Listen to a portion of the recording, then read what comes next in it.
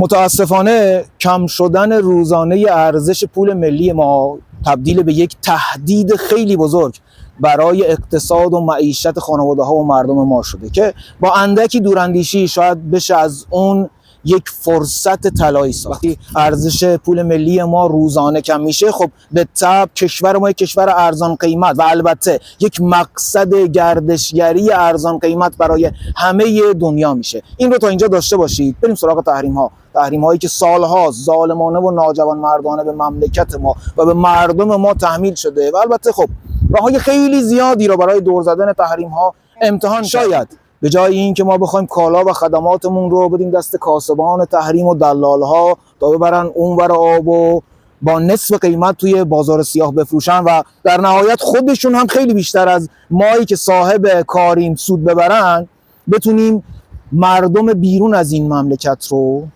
بکشونیم توی مملکت خودمون و کالا و خدماتمون رو اینجا بهشون ارائه بدیم بدون اینکه نیاز به دور زدن تحریم‌ها و بدون اینکه اصلا نیاز به توجه به تحریم‌ها باشه. یه قطعه دیگه از این پازل رو هم بهتون بدم.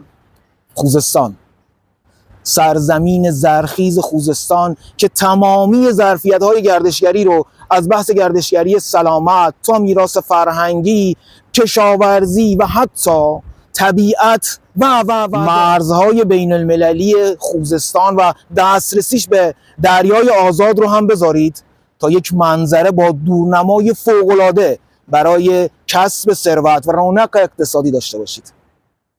تمامی اینها فقط یک قطعه کم دارند: مدیریت. بهش فکر کنید. یا حق.